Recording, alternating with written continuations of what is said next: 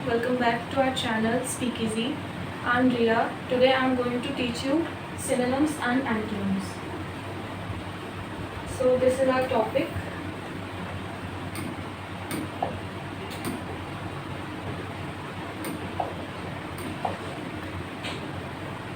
Synonyms and antonyms. Synonyms का मतलब होता है कि हम किसी भी वर्ड का उससे सिमिलर वर्ड जब हम निकालते हैं तो उसे सिनोनिम कहते हैं। सिनोनिम मीन्स उससे रिलेटेड ही कोई वर्ड होता है। और एंटोनिम्स का मतलब होता है कि जब हम उस वर्ड का कोई अपोजिट मीनिंग निकालते हैं, जैसे इसका मतलब होता है अपोजिट। तो हम स्टार्ट करते हैं।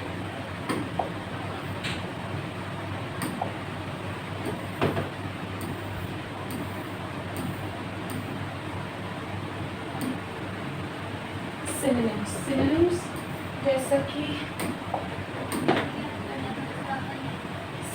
जैसे कि मैंने बताया कि सिनोनिम्स का मतलब होता है उससे रिलेटेड वर्ड, मतलब समानार्थी शब्द। Synonyms are the words that have the same or very similar meaning. Synonyms वो वर्ड होते हैं जिनका सेम या वेरी सिमिलर मीनिंग होता है। They allow for variety in language and help to avoid repetition, making communication more engaging and precise. इससे हम अपनी कम्युनिकेशन वोकैबुलरी को और एडवांस कर सकते हैं।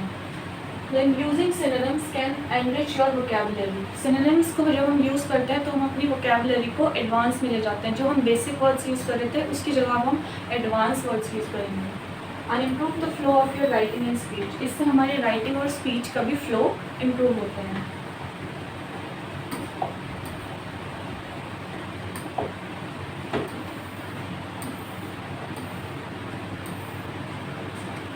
सिनोनिम्स की डेफिनेशन होती है, अगर हम सिंपल वर्ड्स में कहें तो सिनोनिम्स वो वर्ड्स होते हैं।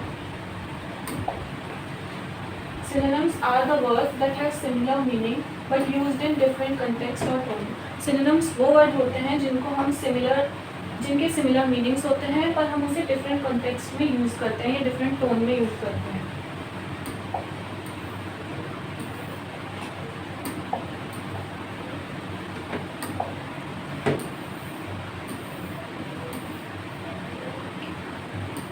ये कुछ सिनोनिम्स के एग्जांपल्स हैं, जैसे कि फर्स्ट है हमारे पास बिगिन।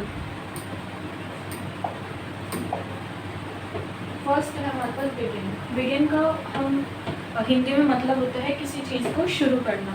जैसे इसका सिनोनिम बन सकता है स्टार्ट, कमेंस या इनिशिएट। सेकेंड है हमारे पास ऑनेस्ट। ऑनेस्ट का मतलब होता है ईमानदार। इसको हम और कह सकते हैं ट्रुथफुल, सिंसियर या अपराइट। फिर है डिफ़िकल्ट। डिफ़िकल्ट का मतलब होता है कठिन।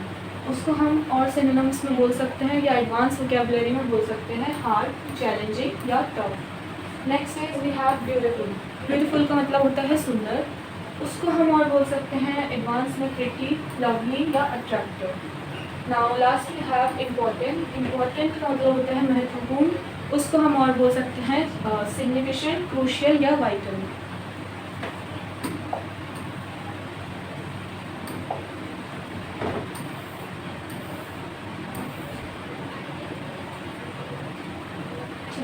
तो इसके कुछ एग्जाम्पल्स हैं।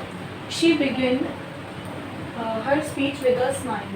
अगर हम इस बिगिन की जगह स्टार्टेड लगाते तो ये सिर्फ बेसिक इंग्लिश होती, लेकिन हमने उसकी जगह स्टार्टेड की जगह हमने बिगिन यूज़ करा तो ये हमारी वोकैबुलरी को भी इम्प्रूव कर रहा है और ये जो सेंटेंस एक बेसिक था उसको इसने एडवांस बना दिया। And next we have this is a crucial moment in your life.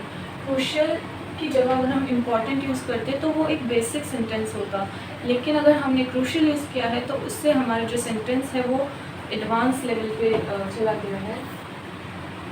ठीक है,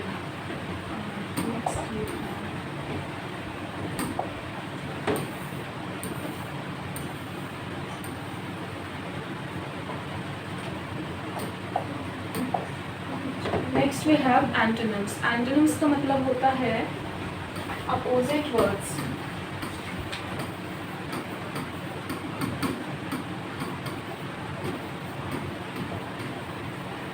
एंटोनिम्स का मतलब होता है अपोजिट वर्ड्स। जैसे सिनोनिम्स का था कि उससे मिलते जुलते शब्द यानी सिमिलर वर्ड्स, बट एंटोनिम्स का मतलब होता है अपोजिट वर्ड्स। जैसे हम बोलते हैं हैप्पी, हैप्पी का अपोजिट या एंटोनिम होता है सैड।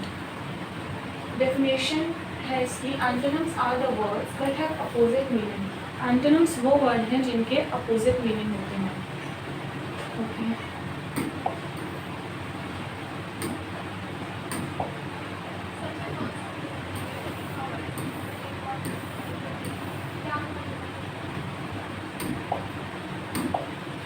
एंटोनिम्स के कुछ एग्जांपल्स हैं। First, accept. एक्सेप्ट मतलब स्वीकार करना। इसका अगर उल्टा बोले तो हम होगा रिजेक्ट या deny. Next is brave. Brave मतलब बहादुर। इसका उल्टा बोलेंगे तो हम होगा कॉवर्डली या फियरफुल। Then increase. इंक्रीज का मतलब होता है बढ़ना। इसका अगर हम उल्टा बोले तो उसका होगा घटना, तो उसे हम एंटोनिम बना डिक्रीज या reduce.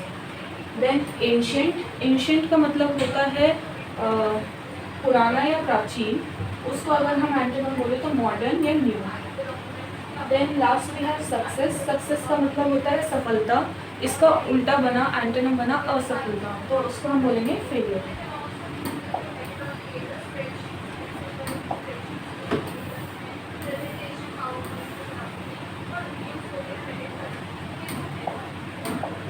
Now some examples of antonyms are he accepted the offer.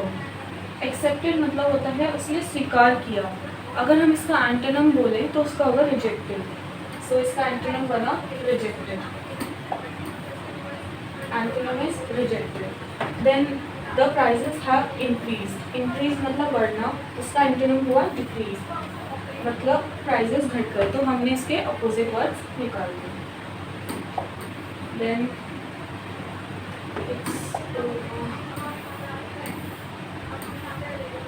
thank you so much for watching our video. Thank you so much for watching our video. Please like, share and subscribe.